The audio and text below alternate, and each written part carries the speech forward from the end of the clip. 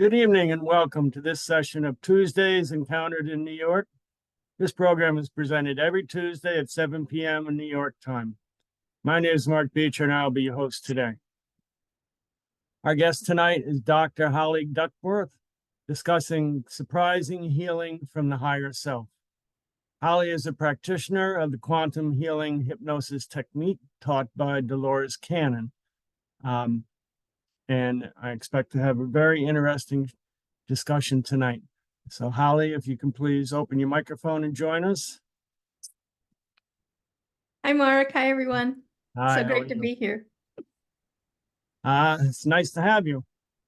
So you want to be discussing finding forgiveness through the higher self? Yeah. So that's my latest book, Finding Forgiveness, Surprising Healing from the Higher Self. And it's the follow-on to Finding Purpose, Surprising Wisdom from the Higher Self.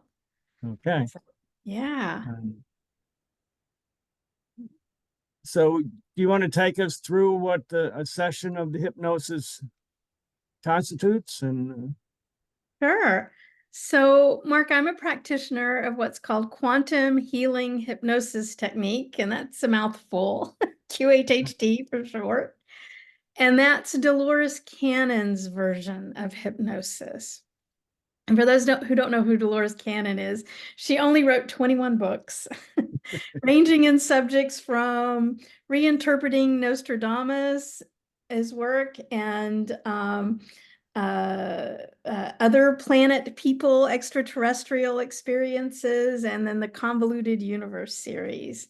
And she did all of her research with people in hypnosis. And late in her life, she left this plane in 2014. So she's sailing the universe now.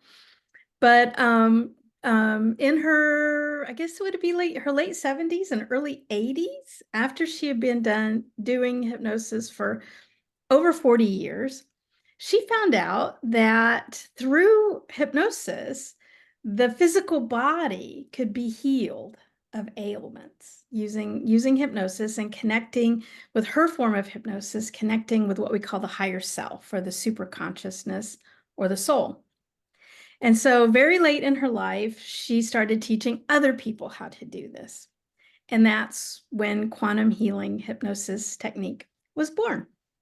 Okay. I was lucky enough to get to train with her before her passing, so that was way cool.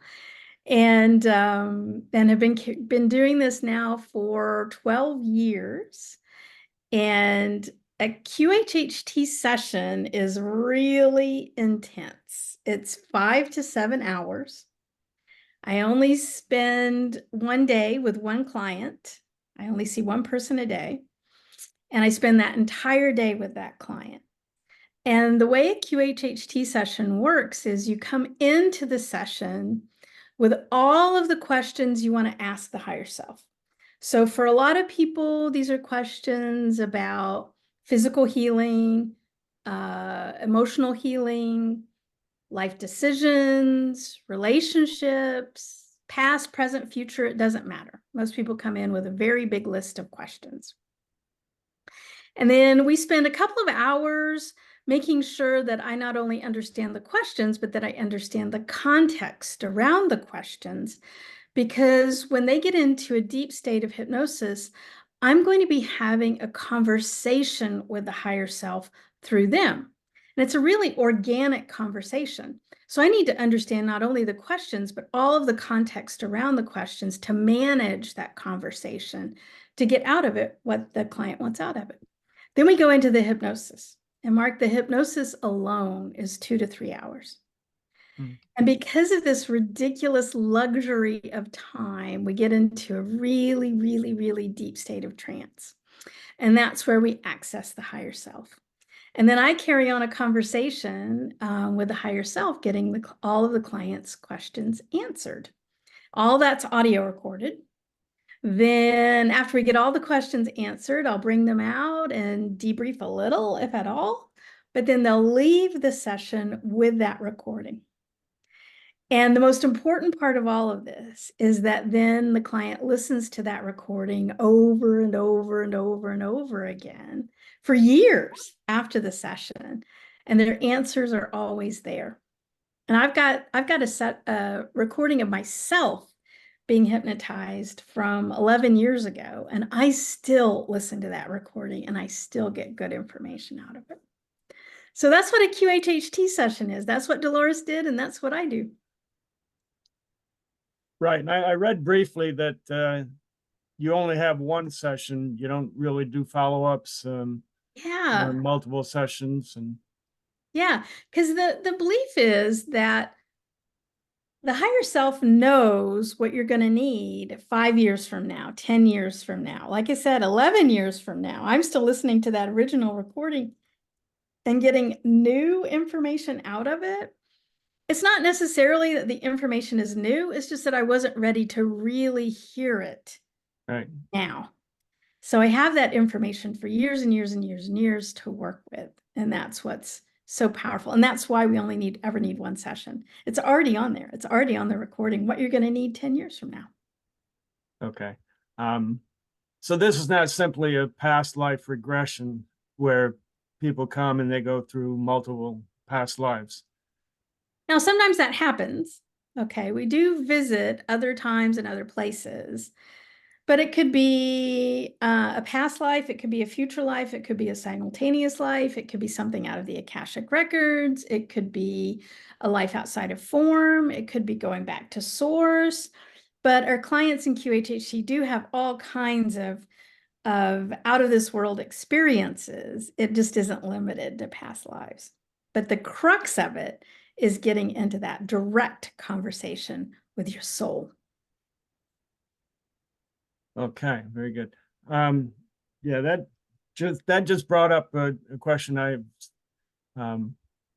read about a soul name. Mm. Is that presented at that time, or is that inconsequential, or I love that. I love that. I have a lot of clients that ask that. They'll Mhm.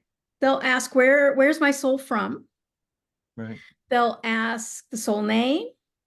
They might ask the name of the guides or guardian angels or other helpers that are spiritual helpers that are there with them. And sometimes they'll get a name. But what I've really found is from the other side of the veil, they don't need names. They know Okay. each other through vibration, through frequency. And so it's the human being, okay? It's the monkey suit that needs a name, not the grand eternal being.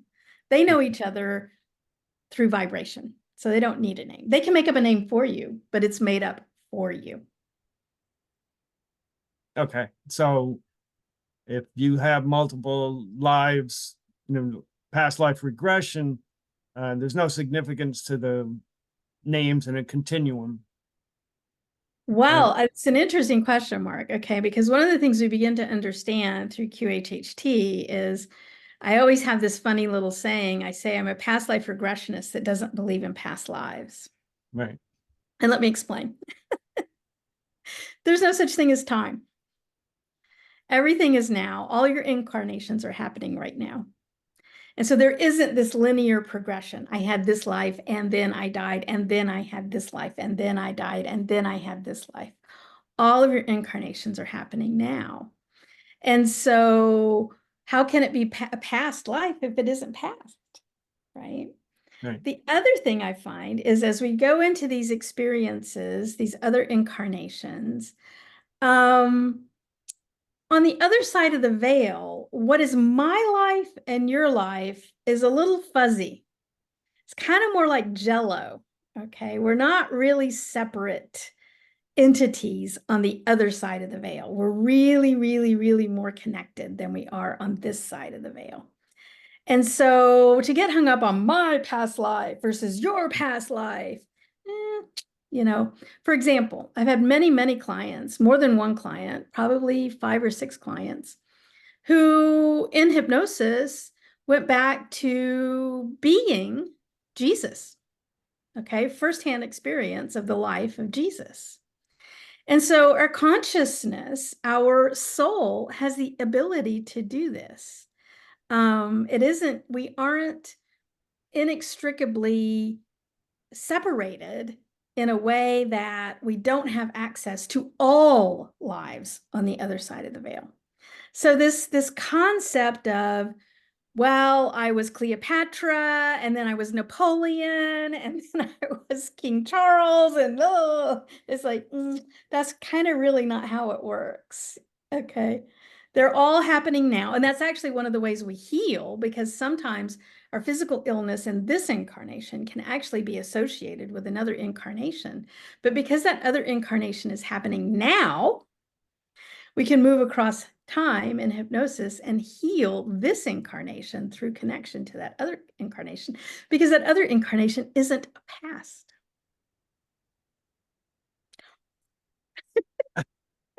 Yeah. All right. So we don't even necessarily need to consider humanity, because past lives are from other places. Animals, I've had people experience other lives as animals, lots of animals. Let's see, birds, fish, bears, horses, dogs, bats, insects, other lives as rocks, trees, mountains, other lives as stars, planets. So everything is a part of consciousness. Everything is alive, and your consciousness can traverse that experience. So this is much more complicated than we were. Well, that's why Dolores had to write 5 books this thick on convoluted universe. Yeah. It's so convoluted. I'm glad that she understood all this. I don't think she would claim to understand it all. Right. Like I said, I've been doing this for 12 years, and every other client is like, what? I didn't know it worked like that. I'm still learning that way. I say, so in what context then does the person get answers to help? I mean, they can actually have a physical or emotional healing or a psychological healing or through this technique. Absolutely. Absolutely. One of my favorite stories of physical healing was a gentleman who came to see me who had a recurrence of bladder cancer. And the first time he had bladder cancer, he had gone through all of the normal chemo stuff, and it had recurred. It had come back several years later. And a funny part to this story is that the gentleman was in his 70s, but the person who connected him with me for his session was his son, and his son is an MD, is a medical doctor, and sent his father for a QHHT session. Okay. An open-minded doctor, right? Exactly. Yay. And so the gentleman, so he went through the hypnosis, and some people are not, their conscious mind isn't aware when they're in a deep state of trance. For other people, it's normal for them to be conscious. It just depends on the person. Some people are, some people aren't. And this gentleman was one of those people who was not conscious during his hypnosis. So the higher self healed his bladder cancer completely. And one of the most important questions we ask with a physical healing is why? Why is the bladder cancer present? Why is he having this experience? Okay, that's, I think, the start of the healing is to unravel why this experience is being presented to you, because it always is for a reason. And so we went through all of that, got all of his answers, and then I asked the higher self, would it be appropriate now that he understands that? Would it be appropriate to release the cancer? And yes, they healed him instantaneous. It's usually instantaneous. And which they did for him, instantaneous healing. And so we finish his session, I bring him out of hypnosis. And, usually upon waking, because you've been laying there for 3 hours. I'm like, you probably want to go to the restroom and freshen up. He said, yeah. So he went out to the restroom. Now he doesn't know he's cured, right? He wasn't aware, right? So he goes to the restroom. I'm doing my notes. I'm getting his recording ready for him, working at my computer in my office. And he comes pounding back in the office, slams the door open. What happened? What happened? And I'm like, well, they cured you? And because it was bladder cancer, he had problems in the restroom. And then, of course, immediately after the hypnosis, he didn't have any problems in the restroom, and it kind of freaked him out. He didn't know what was going on. And so anyway, so he was cured there of a pretty late stage bladder cancer instantaneously. And it was kind of funny because his son was an MD, so he keeps sending me his clients that have given, that he's given up on the Western medicine to me. And I'm like, dude, I know you went to med school for 12 years, but you could learn QHHT and actually heal people yourself. You don't have to send them to me. Yeah. So anyway, that's just one example of physical healing. We see a lot of physical healing in QHHT. He doesn't have that self-confidence to do it himself. So I don't know. It's a good too many student loans. I don't know. Yeah, it's a good symbiosis. Yeah.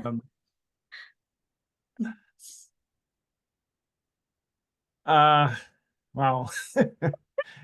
So that kind of is why. So the first book was Finding Purpose, Surprising Wisdom for the Higher Self. So this is one of the most common questions that I get from clients. Almost everybody has this on their list of questions: is what is my life purpose? Right. And so when I first started out, at first I was mystified that, well, this was on almost everyone's list without prompting. So that was interesting.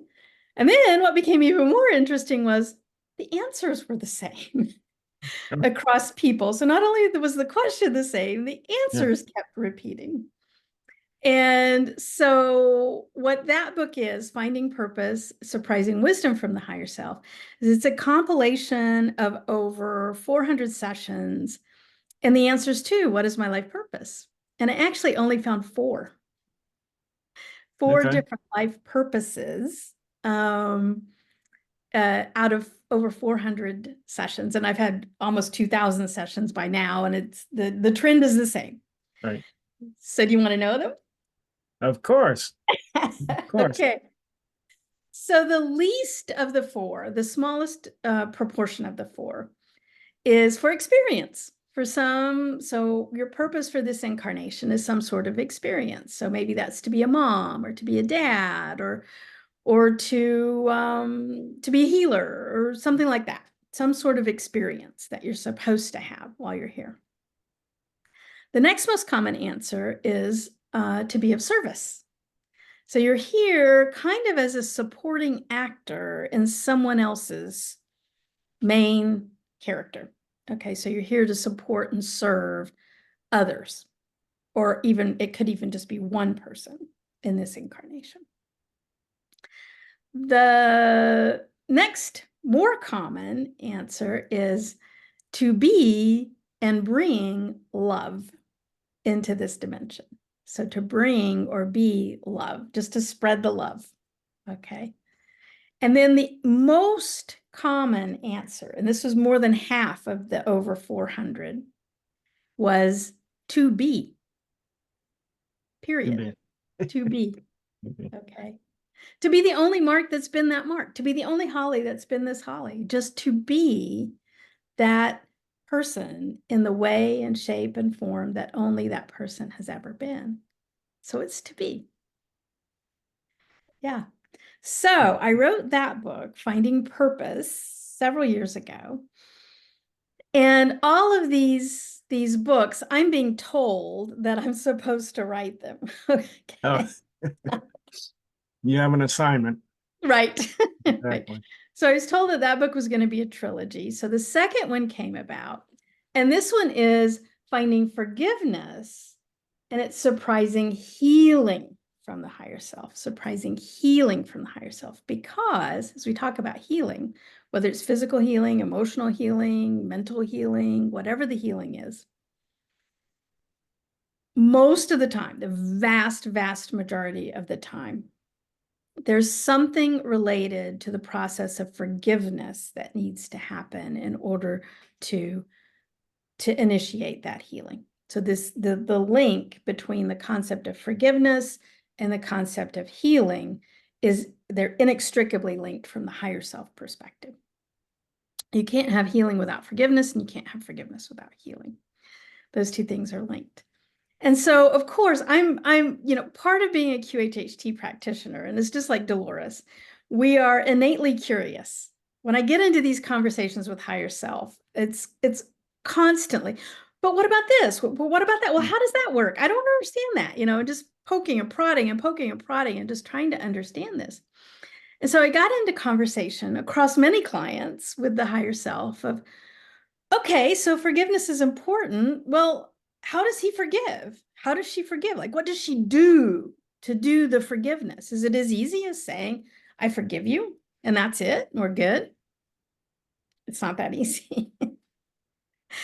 And so what I ended up being gifted from the higher self was a very specific process of how to forgive. We're not taught how to forgive. And it's there's a lot more involved than just saying, I forgive you. Okay. So that's what the book is. It's a 4-step process that the higher self gifted me of how humans can go about this important process of forgiveness. And the process of forgiveness is critical if we want to heal. If we want to heal physically, emotionally, mentally, you got to go through the forgiveness process. And the 4 steps are: first, see. So let's say I have a lot of clients who are also healing from some sort of trauma, okay? Abuse, neglect, maybe it was early childhood, maybe it was some sort of abusive spousal relationship, maybe it was addiction, self-abuse, but some sort of trauma. A lot of people come into QHHT for emotional healing for some sort of traumatic situation. So let's say that I'm wanting to heal from that traumatic situation.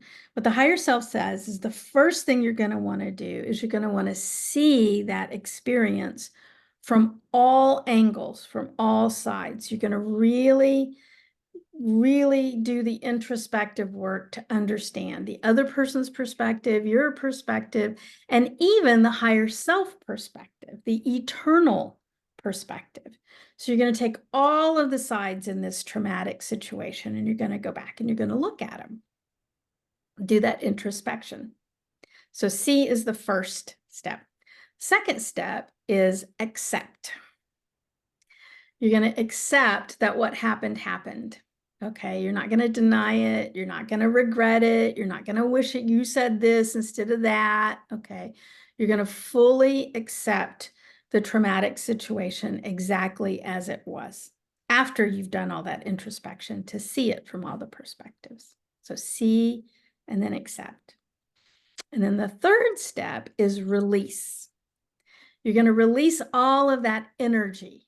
Okay, so you're going to, all of that pent up and stored up vibration and frequency that's attached to that trauma. Now, after we've done the see and the accept, now we're going to release that energetically. And it is really, from the higher self perspective, it is really more of a spiritual surrendering or an alchemy to allow that energy to release. Okay, this isn't a thought process. This is an energetic process. And then the last step, and this step actually surprised me. I'm like, all right, we're good. We're released. Done. Right. Forgiveness done. It's like, no, there's another step. There's a 4th step. And it's surprising, but maybe the most important. So see, accept, release, and then move. Move forward. Look forward. Take the next step forward. A lot of people get so attached to that past situation, that traumatic situation, and then they get They get anchored into it. And that fourth step of moving forward, moving into the new energy, the forgiven energy, the healing energy, that's an important step as well. So I was given this wisdom. So I'm like, all right, I was given it to share. And so that was the point of the book. Finding forgiveness, surprising healing from the higher self. So those 4 steps take place during the hypnosis. They can. They can. Okay. Of course, now we've got the higher self doing the work for us Right. in hypnosis. But if you're not in hypnosis, you can go do those 4 steps on your own. Okay. Yeah. Well, yeah, I was going to ask if there's like a daily practice, a set of mantras or some recognition that the individual would have, to really change their outlook on life, to do things differently than they had been doing them if they want to change something in their life. The higher self would say, practice forgiveness. If there's pain in your life, whether that's physical or emotional, there's healing to be done, and the path to that healing is forgiveness. And it's a little more complicated than just saying, I forgive you. Right. Yeah. So the higher self is a singular. This is the higher self. This is the universal energy. This is God. This is the higher self. Yep. We don't individually have a higher self. Right. Said, I don't say my higher self. I say right. the higher self. Okay. Yeah.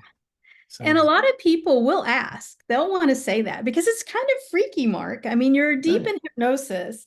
You're channeling this other entity that's using your mouth to talk to me to get your questions answered, and you hear it on the recording. And most people say, well, that didn't sound like you. And I'll say, well, because it isn't.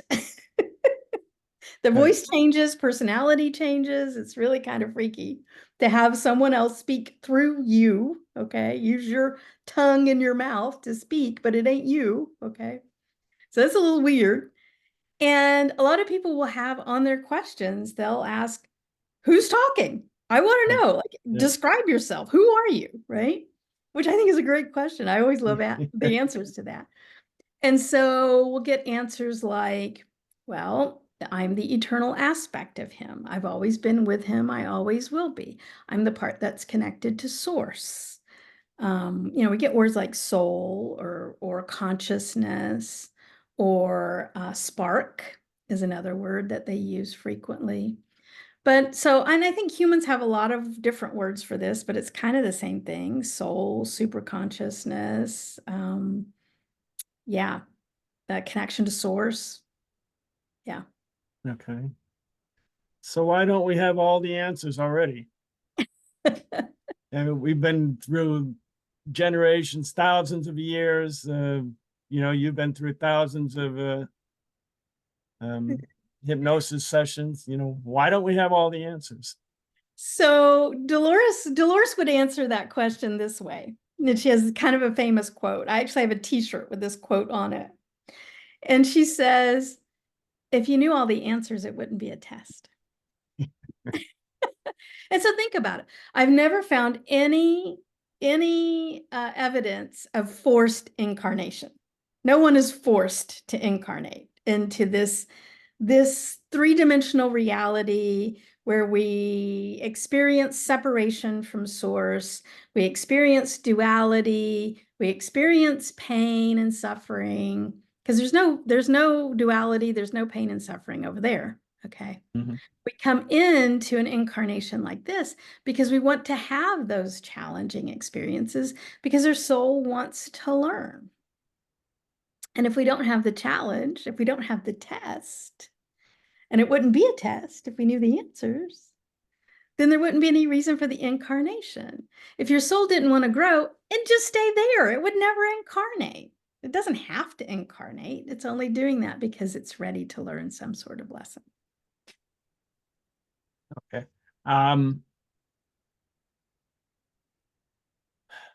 Is there an ultimate end to this? I mean, is there nirvana or actually reaching most of the answers, and then we don't want to reincarnate? So what I found is that there is growth, okay? And so every incarnation adds a little incremental aspect of that growth, right? And you certainly can have, I have clients that meet guides and archangels and guardian angels and all kinds of spiritual beings in their hypnosis. There are lots and lots and lots of beings that choose not to incarnate. Perhaps they've got all the answers and they're not interested in growth at this moment. Perhaps they've achieved some sort of nirvana for that aspect of soul. But actually, what Dolores has found and what I found is that there are more souls wanting an incarnation than there are bodies available for the incarnation. So those of us sitting here listening to this, walking around in our monkey suits, we got the golden ticket. We're the special beings that got the opportunity to incarnate. And actually, what Dolores found, I haven't really found this, but what she found, but I haven't gone looking either, but what she found was that there was an even longer line for souls waiting to incarnate in a handicapped body. Oh. That was kind of the ultimate challenge, to have some sort of very significant physical or cognitive disability, that there was an even longer line of souls ready for that level of a test. So there's an infinite number of souls. Mm-hmm. I mean, just in terms of humanity, we've gone from maybe a few million individuals now to probably 9 billion around the world. Now, layer onto that every ant, every growing. honeybee, every rock, Yes. every cloud, every star. So this is the expanding universe. Right? Yeah. And so our lives, even though we have challenges, what they actually are opportunities. If we just twist our thinking to realize that our challenges, I'm not saying that it's all fun, right? But our challenges are actually opportunities for our soul to grow, and our soul was yearning for that opportunity.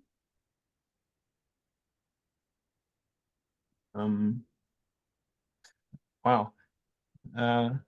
So reincarnating as a honeybee, it's not principally different than reincarnating as a human. No. I personally experienced, I'm a what's called a level 3 practitioner. Let me explain that a little bit. So we have in QHHT, we have level 1s, which are just interns, learners, level 2s, which are fully trained individuals, and then level 3s, which is the top level. And level 3s are certified to be practicing exactly as Dolores Cannon herself did. So when you come to a level 3 QHHT practitioner, you are going to someone who is guaranteed to be practicing exactly as Dolores herself practiced. That's what a level 3 means. And you can go to qhhtofficial.com to find all the practitioners all over the world, including the level 3s. And so as a level 3 practitioner, we're required to train, which means I have people that practice on me. So I get put under hypnosis a lot from trainees, right? And so I've had lots of other life experiences in these training scenarios. And one of the situations that I got to experience was the life as an ant, A-N-T, the insect. Right. Okay. And one of the most fascinating things about this experience I had firsthand, I was living my little ant life, giant blades of grass, and I'm in my little line of ants crawling around, and we're crawling up a tree, and we're getting little pieces of seed into our little pinchers in our mouth, and you're really experiencing this firsthand. And QHHT and really understanding how the ant is feeling, what the ant is thinking, what's going on around you, you know, how to communicate with the other ants. I think this should be like so fascinating to biologists. It's like, do you understand? You could totally understand your species with this. And it was my turn, and we were way up high on a tree in our little ant chain, getting seeds in our mouth. And it was my turn to, in the chain of ants, to go get the piece of seed. And I remember leaning out over the ant or over the tree limb, realizing that if I fell, it was really, really dangerous, like I would die. And I thought in that moment, I went, oh, ants have fear. Who knew? Who knew that an insect knew about danger and fear and risk? And I didn't know that. I mean, we just think they're insects, right? They're dumb insects. They don't have any feelings. No, they actually know when a situation is dangerous and risky. So cool. Absolutely so cool. There's no different valuation to those lives, right? In terms, Absolutely not. No. I think we I did sort of discount the Hindus to say, well, you know, if you come back as a dung beetle, you had a don't bad life graduate. cycle. You don't graduate. It's not linear. They're all happening now. Okay. Right. And so I did have to ask though. I had a client who regressed as a rock, and I've had many rocks. People go back as rocks. But this one, I'm like, it was my first time of having a client regress as a rock. And it's very boring life, by the way. Do rocks have fear? Rocks do not have fear. Rocks are very relaxed. Okay. And so I'm going, how does a rock die? Like I'm asking the rock. I'm like, how do you die? And the rock says, well, no, I'm just, you know, when I'm done with the experience, spirit leaves and I'm done. I can leave, you know, at will. I'm like, oh, okay. And then of course I have to ask my purpose question. Well, why did you choose to incarnate as a rock? Like, what's the purpose of the rock? And the answer was to rest. Yeah. To rest. I'm like, well, that's a restful life, all right. Wow.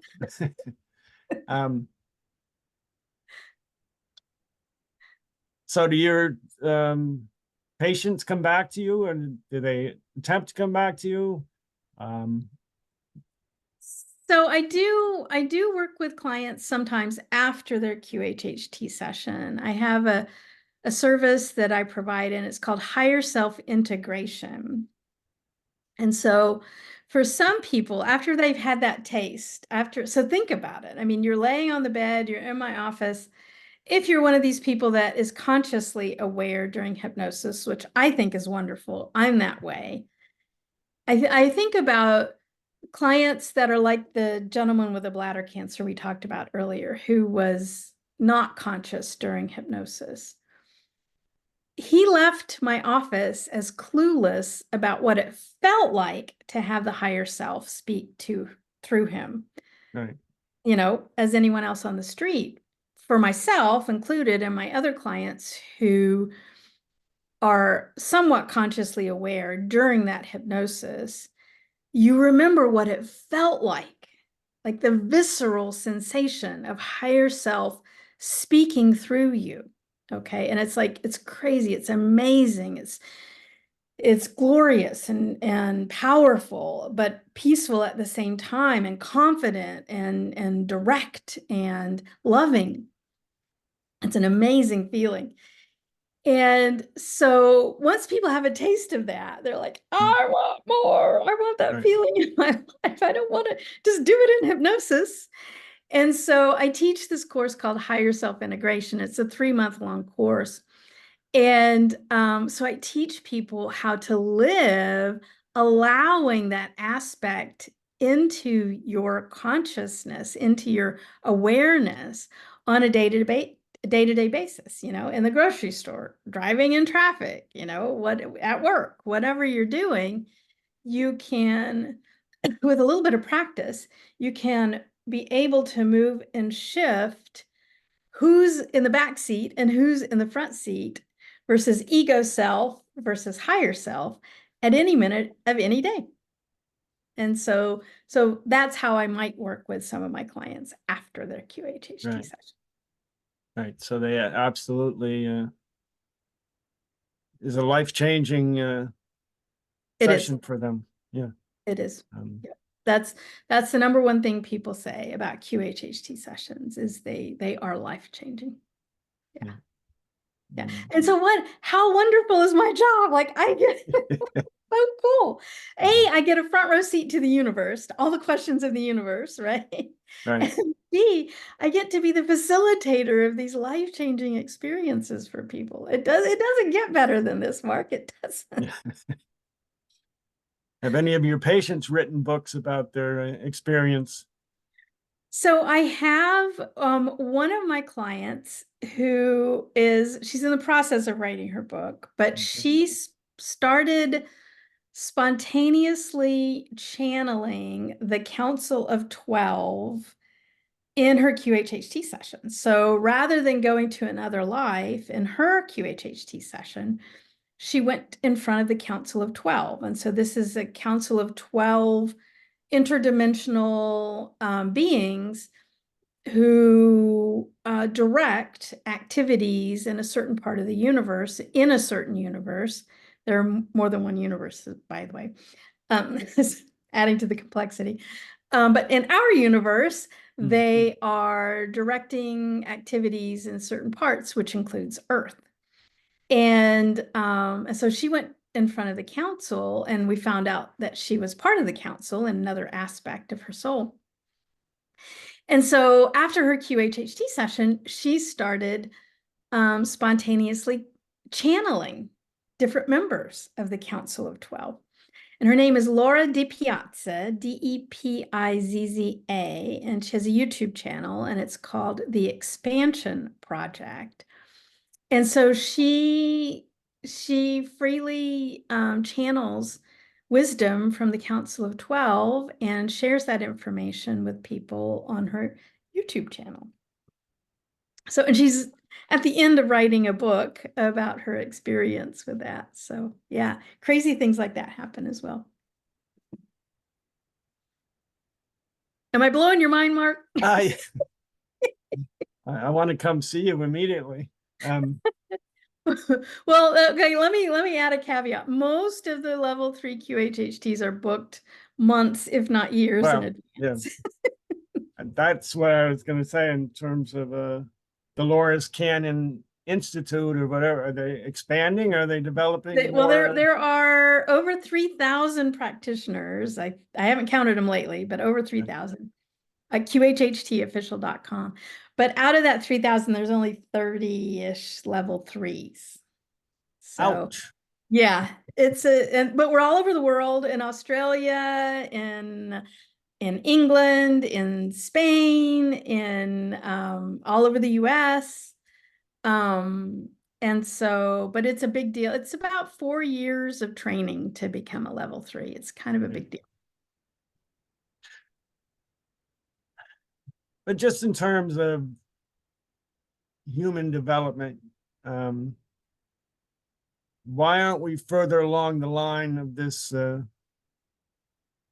development? Why aren't I'll disregard the rocks, and we'll just talk about the humans and the insects. Okay.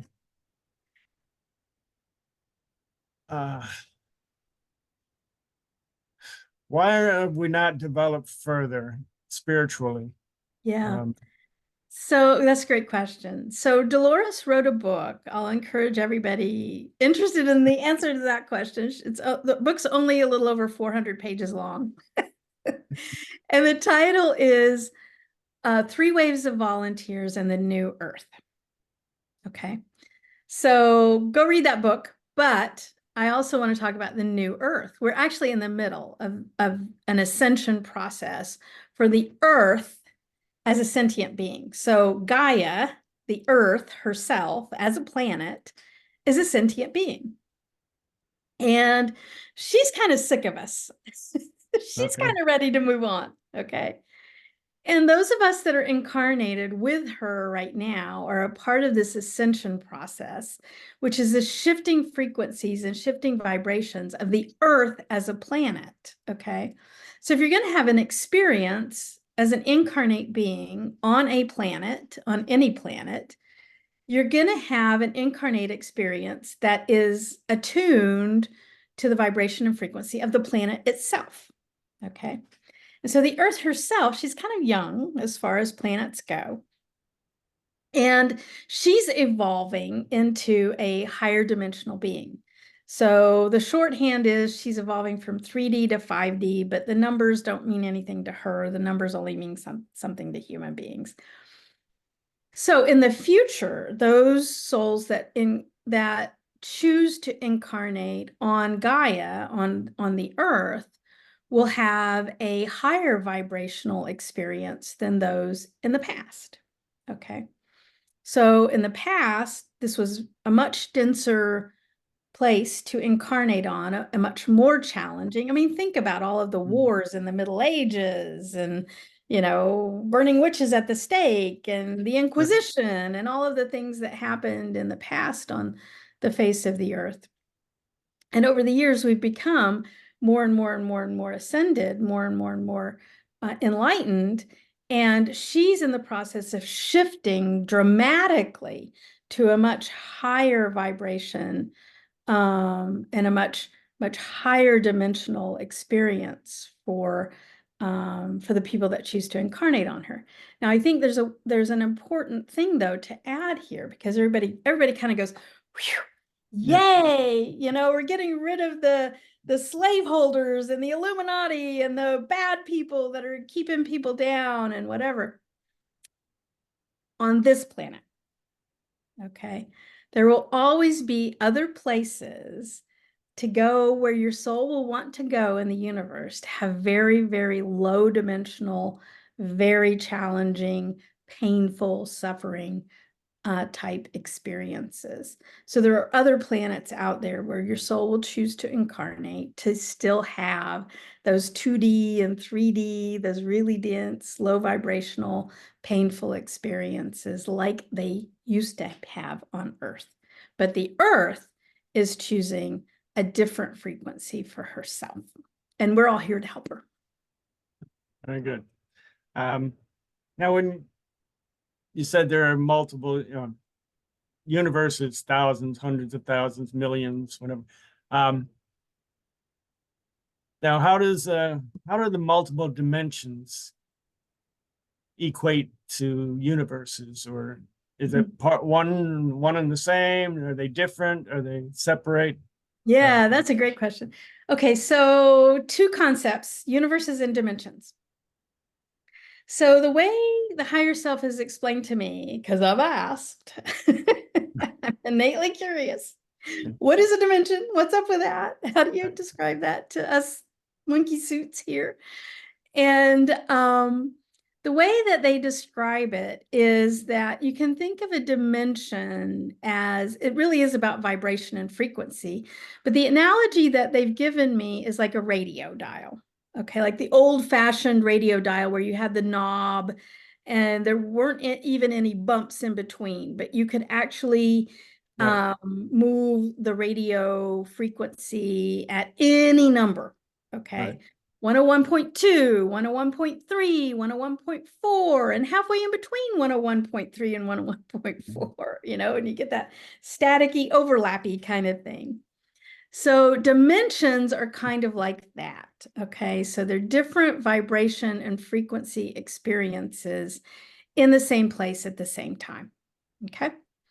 So when we say 4D, 5D, 6D, 12D, whatever, that's not a different place. That's right here, but at a different frequency. Okay, so there are other experiences going on in different dimensions right on top of you and me talking here right now, but we don't hear them because our radios aren't tuned to those other dimensions, right? So that's an easy way to think about dimensions. It's kind of like the old-fashioned radio dial. Universes are a completely different thing, okay? Universes are aspects of God or source where the rules are completely different. Okay, the rules themselves are different. So, for example, in our universe right here, right now, and even this is like out there are beings that exist in form, you and me, okay, we have mass. And then there are beings that exist outside of form, angels, spirit guides, all these kind of people that don't have bodies, but yet they exist. Okay. So in our universe, you have the option of form, no form, form, no form. Okay, that's one rule.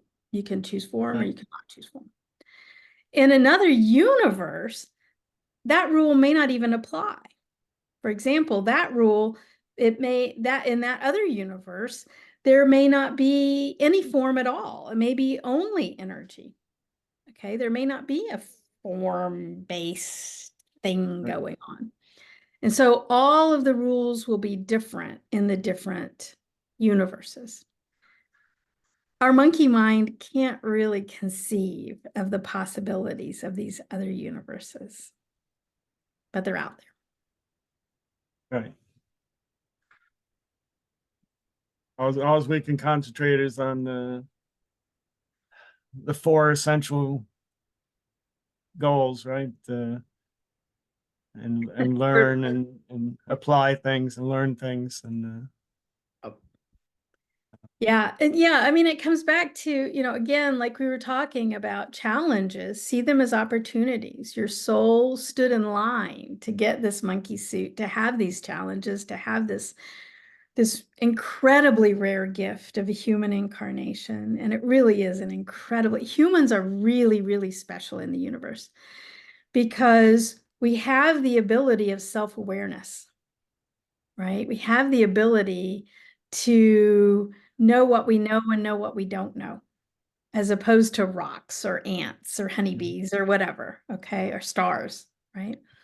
Humans are an amazing, amazing type of incarnation.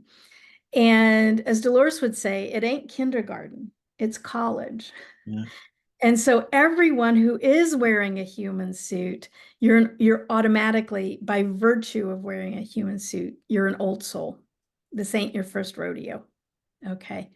Because this is a rare gift to be given a human suit. And so that's an important aspect, I think. The other important aspect of this concept of different kinds of incarnations is that what I've found, a lot of people ask, well, who is my spirit guide? Or how many spirit guides do I have? Right? Who's out there helping me? Right. And most people have what I describe as a veritable stadium full of helpers and cheerers on, like all of us. It's not 4 spirit guides or 10 spirit guides or 2 spirit guides. It's 50,000, aspects, sparks, parts of source that are like watching, like knowing your every thought, your every move, your every decision, your every challenge. And they're up there, they're going, yay, she did this, or oof, oof, you did that. Oof. At every turn, they're with you and they're so excited. They're so with you to have this experience with you. They are living vicariously through your gift of the human incarnation.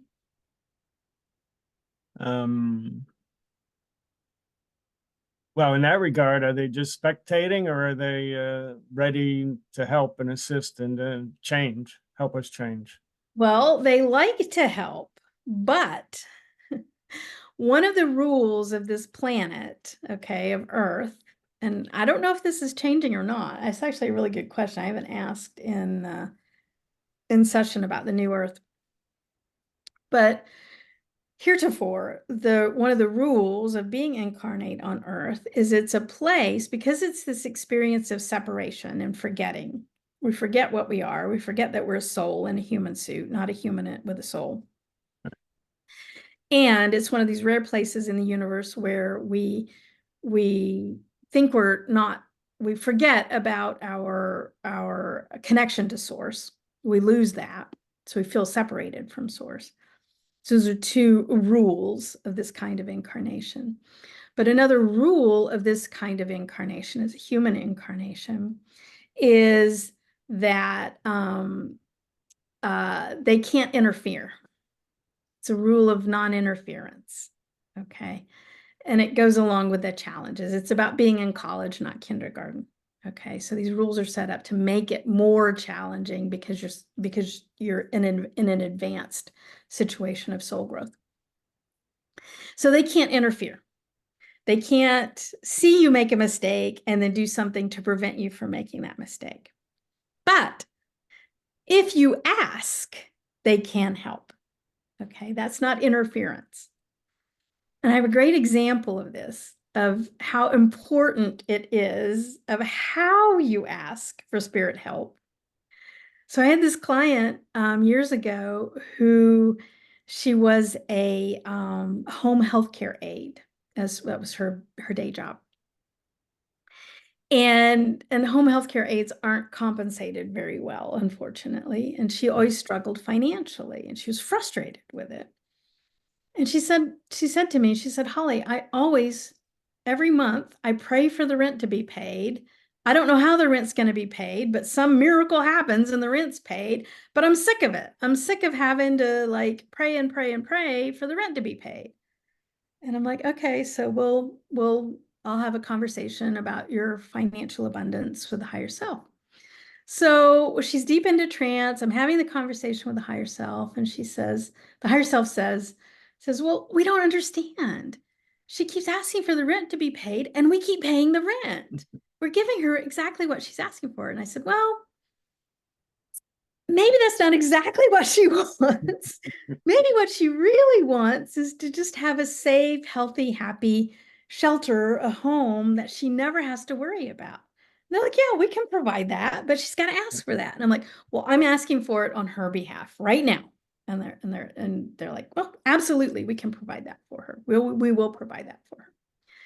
So I almost never hear from my clients after their session because they're off and running. But about 9 months later, she emails me and she goes, Holly, you're not going to believe what happened. Because she was a home healthcare aide, mostly for older people.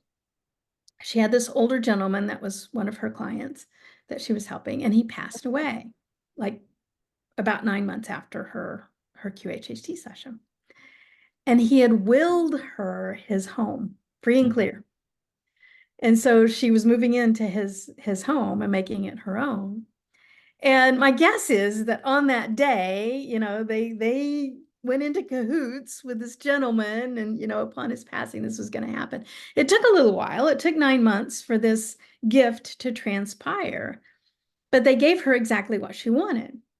So as I'm teaching people about manifestation and how to work with the higher self to manifest what you want in your life, you've got to do your homework to know what you really want, because they don't know what you want. They're not in 3D. They don't have the slightest clue what it's like here. You're the one that's here. And so if you're going to ask for help, they cannot interfere. You have to ask for it, but they can only give you what you ask for. So you have to do your homework to know what you really want in order to get what you want. You need to be very specific. Exactly. And that's, as I said, when you release a client, you give them any other instructions as to what they might change? Listen to your recording. Listen to your recording over and over. And then I'll get emails. I'll get emails from clients. Hey, I need another session. So I've been doing this again for 12 years. I haven't counted how many sessions, but around 2000. I've had 4 clients come back for a second session. In 2000 sessions. 4. That's it.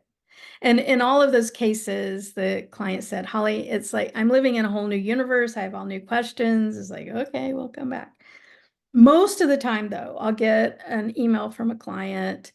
I have a new question, or, you know, yes, my fibromyalgia disappeared, but now it's back, whatever. And my instant reply is, well, when's the last time you listened to your recording? Go listen to your recording. And then they'll come back and they'll go, oh yeah, I don't need another session. It's on the recording. But it's 3 hours long. Yeah. Yeah. Yeah. Yeah. And what I think is that either the information was there, but it just kind of went in one ear and out the other because you weren't ready to hear it yet. Maybe you understood it at a certain level, but 5 years down the road, you're going to hear that same thing and it's going to be like, oh no, I thought I got it. Now I get it. I really get it. And then 5 years later, you're going to go, oh no, wait, that wasn't it. It was this. You keep going deeper and deeper, peeling that onion deeper and deeper in terms of your comprehension, in terms of your understanding of what's already on there. So no, I go, when's the last time you listened to a recording? Go listen to your recording. You don't need me again. It's all right there on your recording. So what kind of a backlog do you have? Right now I'm booking September. Oh, that's this year, right?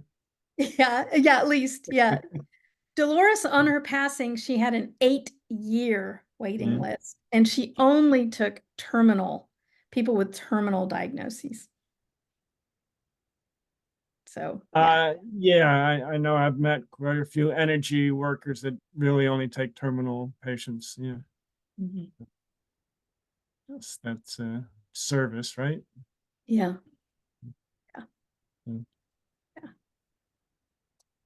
Right. Have I asked all the questions, or there are other questions out here, people? No? Adriana? Of course. I'm so sorry. Hi, Holly. Thank you for being with us today. With this much value information, and like you say, yes, my mind's blown. Yeah. I And had to run and get a pen and piece of paper to write all the questions because I'm not going to remember. I'm sorry. Well, we have a tape to go back to. So. Definitely. First of all, I want to know what take you to this path. Oh, that's a great question, Adriana. Thank you for asking. Tragedy. So, my bachelor's degree is in mechanical engineering. My master's degree is in management, and I have a PhD in psychology.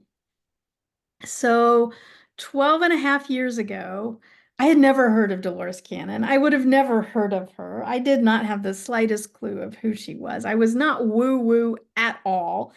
Totally corporate person doing, executive coaching and leadership development and that kind of thing. And my son at the time, he had just turned 20 and he got arrested for a DUI and he went to jail. And it was a really pretty bad situation. He was arrested for 21 days and my son still is, he's 32 now, he's in great shape. But he is a very innocent kind of person, a very kind of a golden soul kind of person. So this was really tragic for him. And he was put in a place in jail where he was in there with everybody was mixed together, murderers and rapists and, all kinds of, and that was not my son whatsoever. And he was going to be in there for 21 days. I could not visit him. I could only have phone calls. And so you can only imagine. I was distraught. I was pacing the floors. My hair was falling out. I was just a nervous wreck.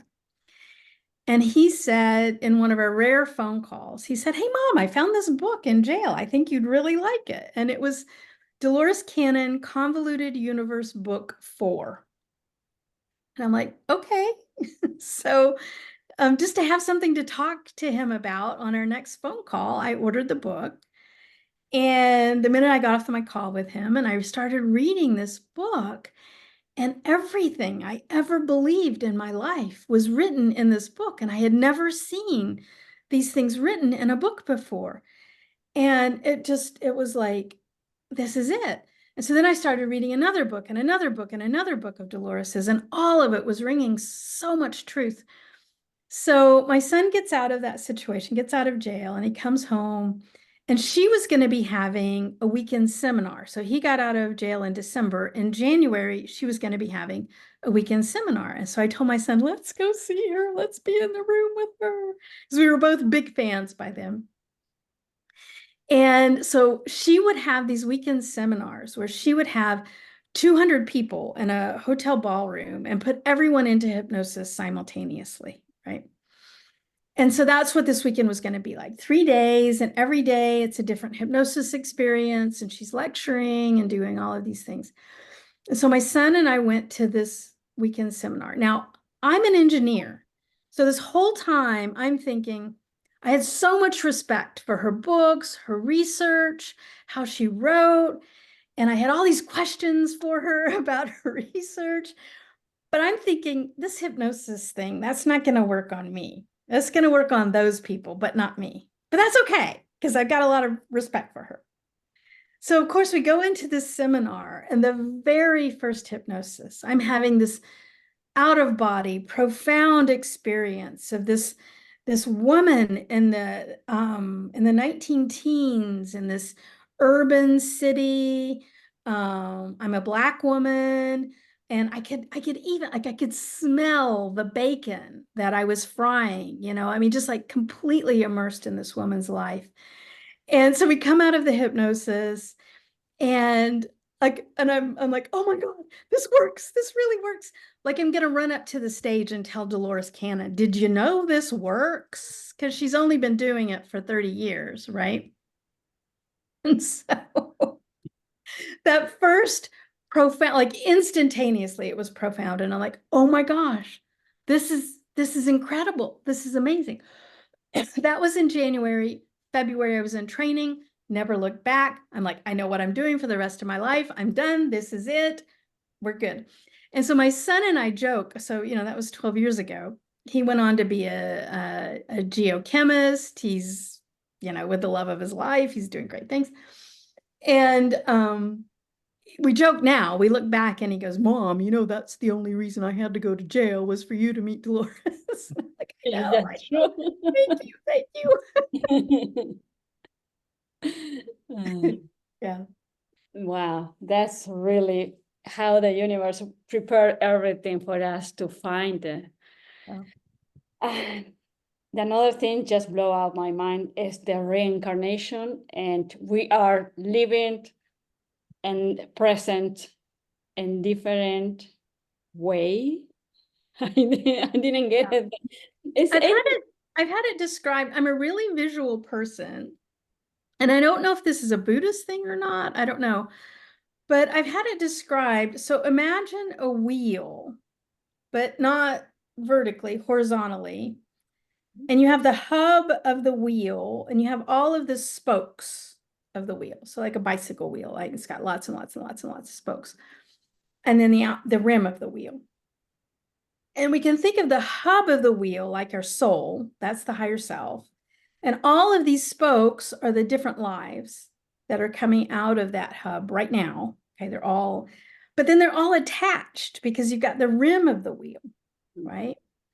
And because they're all attached, not only at the hub, but also at the rim, that means every life affects every other life. Okay. And positively and negatively. So when you do your forgiveness and you do your healing in this incarnation, then that also presents forgiveness and healing for all of the other incarnations, because all of your lives are connected on the rim of that wheel. And so all the growth, all the healing that happens here affects all of the other incarnations as well. So why, well, to start, is anything, can I get the proof I am in another incarnation right now? Yeah. So one of the easiest ways to connect with the higher self, besides a QHHT session, is in your dreams. So we have this guard dog, this ego guard dog, right? It's just a part of being a human. It's a part of the monkey suit, okay? And the ego's job, which it does really, really well, is to keep our bodies safe. Mhm. So our egos are constantly looking for danger, right? Because if your job is to keep you safe, then you're going to be hyper attuned for danger. So being hyper attuned for danger means that you speak the language of fear. So the ego speaks the language of fear, and it's a very, very, very effective language for the ego and its job of keeping you safe, keeping you clothed and housed and fed and safe, keeping your body safe. But when we're asleep, that little guard dog is asleep, and we got to get around the guard dog, okay, in order to get to the higher self. One way is hypnosis, but another way is in your dreams. And so you can set the intention, be very intentional. In fact, I even tell people, write it down on a piece of paper before you go to sleep. Set your intention. I want to see one of my other lives tonight in my dream. And you'll be shown. You'll be shown. Can you feel more attached to another incarnation besides the human body? Like one simple, like you mentioned, we can be animals and things like this. Was one point in my life, I was feeling, I don't know why, I can, and everybody going to laugh at me. I love dogs so much. But when I was feeling sad, I like to howl like a dog. Like Oh, I was calling, I'm Uh-huh. feeling like I was calling my dog family. I don't know how to express Uh-huh. because I was needed in that Yeah. moment. Yeah. Happened not too long ago. I was feeling sad to walk in the grass because I can feel how the grass suffer each time I put my weight on it. Yeah. Yeah. So Absolutely, absolutely. And much more common than those things, people have a fear of heights or a fear of water that doesn't make any sense. And we find out in their QHHT session that they drowned in another life. So of course they have a fear of water. And so absolutely, absolutely, that energy, I call it residual energy, is flowing in and out of your life. Because again, we've got the rim of the wheel. You're still connected to all of those other lives. And so you can absolutely feel that energetically. Absolutely. Yeah. wow, that's super interesting. And what we can do to be brave or vibrate height? Mhm. Yeah. So I like to think of, that brings up the third book. There's a trilogy of books. So the next one that's being written that I'm working on, how we raise our vibration. What I've found, the most powerful tool for that is gratitude. And the third book is titled, not very many people know this, Mark, so this is special for your guys, the third book is Finding Gratitude, Surprising Growth from the Higher Self. And so there's this connection between gratitude and growth, okay? And what I've come to understand is if we're in a state of gratitude, there's no fear. Fear and gratitude can't exist in the same place at the same time. And it's the density that allows this experience of fear. Okay. Now we shouldn't be afraid of the experience of fear. Again, like I was talking with early with Mark, our soul wanted to experience fear, or you wouldn't be on planet Earth right now in a human body, right? So it's not like, oh, I never want to feel fear. Fear can be a great teacher, right? We don't want to be afraid of fear. But a cool way to get out of that, maybe if you're stuck in a state of fear, a cool way to be more flexible and get out of that state of fear if you don't need it is through gratitude. And I use this silly example of like going to the grocery store and how easy this is, but you have to practice it. It is a practice. Some people are just way out of practice with their gratitude. But if you're like me, you go into the grocery store and you walk in, and of course you don't get a buggy or a basket because you only needed 2 things. But then once I get in there, I'm like, oh wait, I needed that, and I needed that, and I needed that. And then by the time I get to the checkout line, I've got like 17 things and I'm balancing them in my arms because I wasn't smart enough to get a buggy or a basket. And now I'm standing in line, and now I'm getting frustrated because the line's going really slow and people are talking, and the debit card isn't working and whatever. And I'm grumbling and I'm like, hurry up, just hurry up. Oh my gosh, just hurry up, right? Well, now I'm in a state of fear. Okay, that frustration, that anxiety, that's fear speaking, right? I can, in that same moment in the grocery store with all those 17 heavy things in my arms, I can, with my mind, just decide to turn on the gratitude and go, oh my gosh, I don't have to worry about paying for these things. I'm going to enjoy all this delicious food with my family. The food itself is going to be delicious. Look at all of the abundance. For crying out loud, I had 5 different kinds of yogurt to pick from. Like, what kind of crazy abundance is that, right? And I can sit there and immerse myself in abundance and get myself out of that state of fear right there in the grocery store line, right? And so when we begin to practice this just in little tiny moments, first we have to recognize we're in a state of fear. Well, let me summon that gratitude. Then that changes our vibration and our frequency instantaneously. So gratitude, that's the secret. That's the secret. Yeah. We have so many things to be grateful for. Yeah. Now, hypnosis versus channeling. Channeling. Okay. Mhm. Yeah. So that's actually what we are doing. The way I describe it, when we get into that deep state of trance, you're actually channeling the higher self.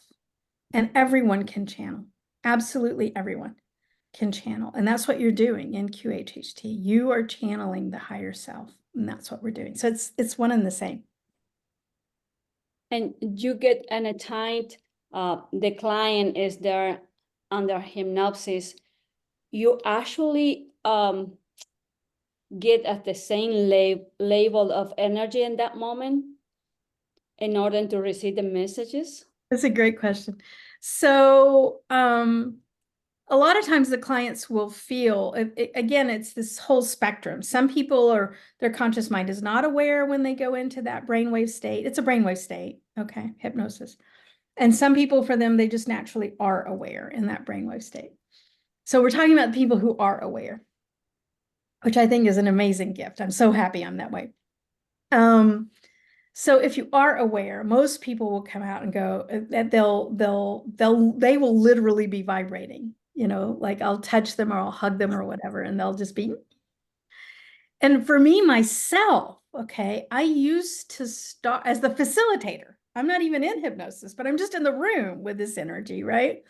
And it's so buzzy. It's so high. I used to start my sessions at 1 p.m., but I couldn't go to sleep by midnight because I'm still just. So now I start my sessions at 10 a.m.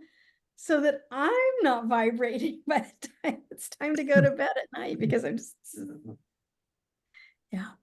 Wow. Yeah. The whole room is like, it's very, very, very, very high energy.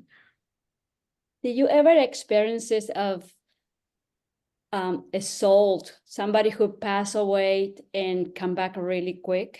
Oh, I know the time it doesn't exist, but I heard some people say no, they go to rest, they go to different place, and they have to wait in line to when it's then turn.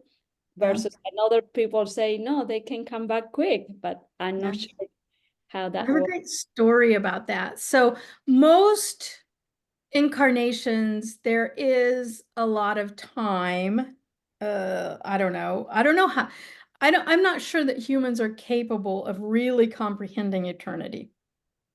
I haven't wrapped my head around it anyway. No, and eternity isn't a long, long, long, long, long time. It's no time. Okay. Outside of time, which is where your soul is. So in between lives, most souls will stay in that unincarnated space. Okay, they'll want to stay that. They'll want to do some reflection, some understanding.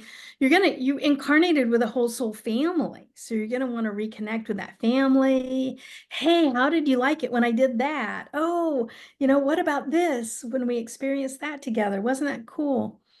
So there's some reconnecting and some recapitulation that happens in between lives. But I had this one experience. I had this client. He came in and one of his questions. So this had happened years prior. Him and his wife were very young people, early 20s, and his wife was pregnant at the time. And they were taking care of a very elderly friend who was living in their house with them. And this gentleman was really near the end of life. And they knew that, but they were going to take care of him in their home.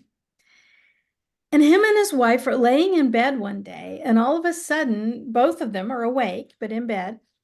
They see this piece of light come in from the wall and into his wife's stomach. And they knew she was already pregnant at that time. And so they're like, well, that was weird. What was that? Was that like some strange headlight of some car on the street that we've never seen before? They didn't know. And so he gets up and, makes some coffee. He's puttering around in the kitchen, and he asks his wife, why don't you go check on, the friend, the older gentleman? And she goes into the older gentleman's bedroom, and he had passed. Wow. Okay. And so one of his questions in his session was, what was that light? Right? And did it have any connection to the friend passing at that exact moment? And they said, yes, it was that older gentleman had reincarnated as his son at that instant. So instantaneously, to continue that relationship with him in a different way. So yeah. So there are rare examples where the soul instantaneously decides to reincarnate at the moment of death. Yeah. So it's possible. Yeah.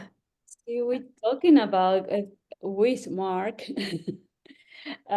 His dad passed, Mark's dad passed exactly the same day as my older sister born. Oh, yeah. Yeah. Could be the same incarnation. And Or the same soul. and I thought, that probably your dad. And he said, no, they go and take a rest. I said, I'm not sure now. I had to ask this question. Yeah. Yeah. Wow, that'd be interesting. See, Mark? Mhm. Holly, thank you. Thank you. Thank you. Thank you. Really, I super enjoyed this conversation. Thank you. Yeah. Thank you very much. Yeah. So Holly, I'm looking at the artwork on your book behind you. And who did this artwork? Yeah. So and she also did the artwork for the second book, Okay. Finding Forgiveness, and she'll do the artwork for the third one. Her name is Meredith Rose, and she goes by, on Instagram, you can see all of her art, and she goes by Blue Starseed. And so she's at Blue Starseed on Instagram, and all of her work is absolutely amazing. I have another piece of art from her that was her QHHT session. And she's this woman, and she has this crystalline body, and she's working with this ET woman out in the universe, and they're creating galaxies together in this other incarnation. And she painted it, and it's so amazing. So amazing. So Blue Starseed on Instagram. Okay. What other question? Now I was wondering if you'd done it yourself or somebody had done it from your quantum session. Yeah, and these are all of these are self-portraits of Meredith. Okay. So she's her own model in all of her Well, paintings. I think most artists probably have a higher consciousness than a lot of us, you know, Yeah. they see things differently.